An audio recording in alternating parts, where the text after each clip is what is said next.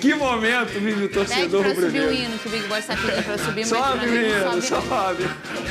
Do futuro campeão carioca. Olha o corte aí, olha o corte aí. Oh, esquece, cara. Não tem como. Não tem como. Com todo respeito, não tem como. Não tem como o quê? O Flamengo não ser campeão carioca, gente. Emiliano, Ramon, jogadores do Vasco que assistem o programa, que eu sei que tem. Ouçam esse rapaz aqui, hein? Tite! Que é isso, meu filho? Ouçam Calma. esse rapaz aqui, hein? Ou suquinho pra você também, tá? Suquinho pra você também. Suquinho é o que é, garoto? Zero suco. Zero suco. Vene Casagrande. Olha, no sábado o Flamengo e o Fluminense jogaram pela semifinal e o rubro-negro largou e largou bem na frente. Eu digo pelo desempenho do Flamengo. A Alcilene Brito vai contar a história desse jogo. Fala, Alci. Dois times que estão mais do que acostumados a se enfrentar. Até porque nos últimos 4 anos a dupla Fla-Flu dominou o Campeonato Carioca. E o atual campeão é o Tricolor. Com desfalques, a equipe de Fernando Diniz viu o rival começar a mandar na partida. Primeiro com Cebolinha fazendo esse chute e colocando Fábio para trabalhar. O camisa 11 vem de novo e quase faria um golaço, mas é travado. O rubro-negro queria chegar ao gol de qualquer forma, mas acaba desperdiçando muitas chances. Primeiro com Pedro na cara do gol. Depois com De La Cruz nessa jogada. Enquanto o Flamengo massacrava na partida, a primeira tentativa do tricolor foi só aos 20 minutos de jogo. Diogo Barbosa mandou longe. O Fluminense tentava se encontrar no duelo, mas estava difícil e o time da Gávea era quem ia em busca do gol. Pedro tenta até de bicicleta e carimba a trave. De novo, o camisa 9, que estava em uma boa conexão com a Arrascaeta, tenta, mas para em Fábio. Pedro queria fazer o dele, mas por enquanto o artilheiro não conseguia. E Eric Pulgar que achou Cebolinha para fazer de cabeça.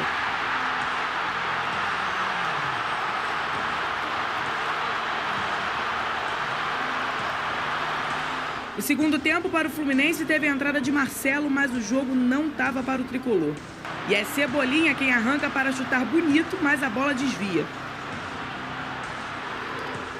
E aí o que estava ruim para o Flu ficou ainda pior. Falta dura de Thiago Santos em Cebolinha, o jogador toma cartão amarelo e o lance vai para o VAR que expulsa. Aí o Flamengo, que já estava na sede de gols, foi brigar por mais. Com Varela arriscando de longe, o uruguaio De La Cruz perde uma chance praticamente sozinho. E Vitor Hugo chuta da entrada da área e Fábio de novo aparece. E aí, aquela dupla que estava conectada desde o início da partida consegue uma boa. Arrascaeta cruza na medida e Pedro aparece para cabecear.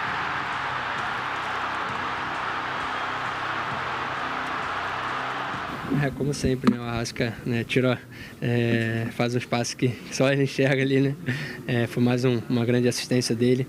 É claro que a gente trabalha durante a semana jogadas ali coletivas, mérito também do professor Tite, da comissão que trabalha muito bem esse equilíbrio, né, ofensivo ali.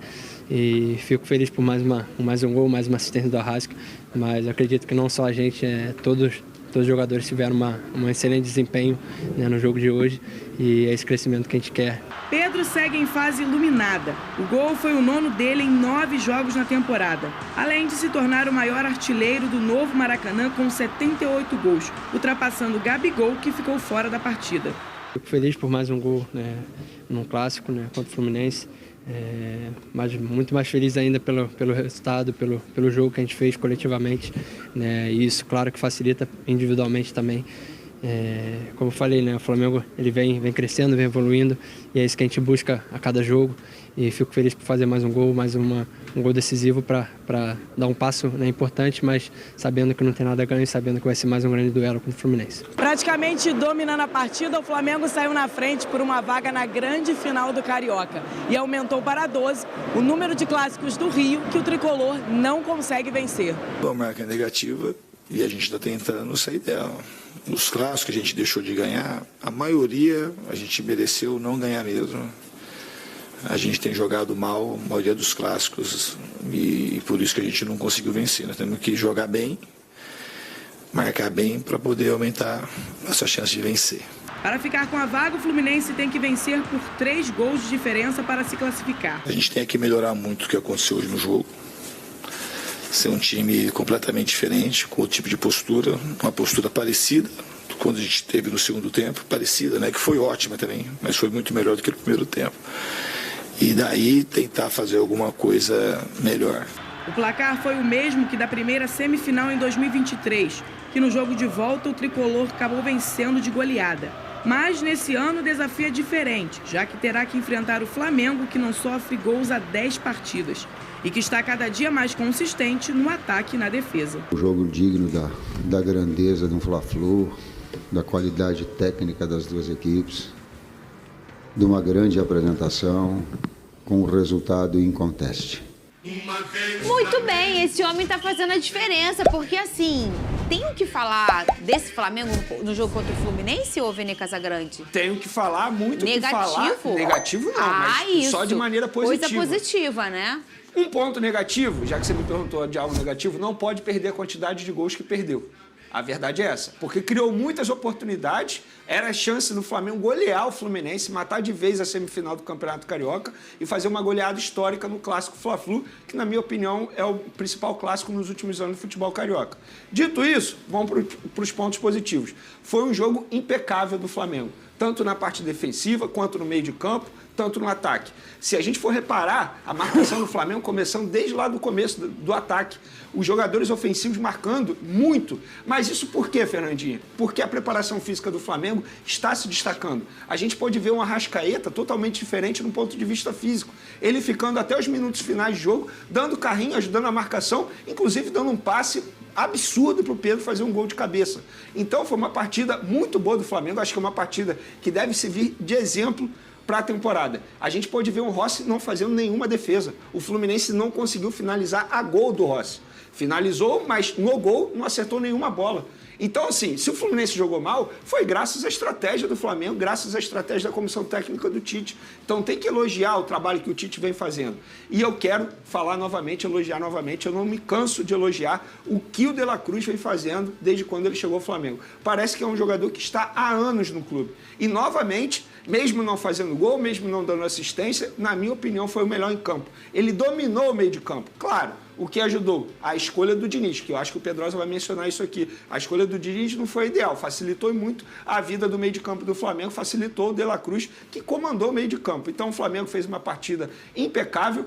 Eu, na minha opinião, para mim, esse time está pronto. Talvez o Luiz Araújo seja o único jogador que não tenha titularidade absoluta ali, esteja brigando por posição, mas de resto, eu acho que esse é o time do Flamengo. Então, parabéns ao trabalho do Tite até o momento com a camisa do Flamengo, que, repito, falei no começo do programa, mas para quem não viu, o Flamengo está há 10 jogos seguidos sem tomar gol. Isso é um absurdo. E outra, sendo um clube, um time sem maldade. Se a gente for reparar, não são muitas faltas, não são muitos cartões que o Flamengo leva. Então, assim, é uma disciplina tática. Disciplina tática absurda em todos os quesitos. O Flamengo muito bem. Eu brinco aqui, se vai ser campeão ou não, a gente não sabe. A verdade é o seguinte, no Campeonato Brasileiro, por exemplo, para mim, o Flamengo é o grande favorito, porque eu não vejo o Flamengo tomando gol. Eu não vejo o Flamengo perdendo jogos. E o tal equilíbrio que o Tite tanto buscava, enfim, ele encontrou. Ô Pedrosa, e o pessoal de casa, essa questão de 3 gols é porque o Flamengo também, assim como no Nova Iguaçu, o Flamengo tem a vantagem do empate. Então o Fluminense precisa vencer essa próxima partida. Agora, Pedrosa... Por 3 gols de diferença. Por 3 gols, é. Ô Pedrosa, vamos lá.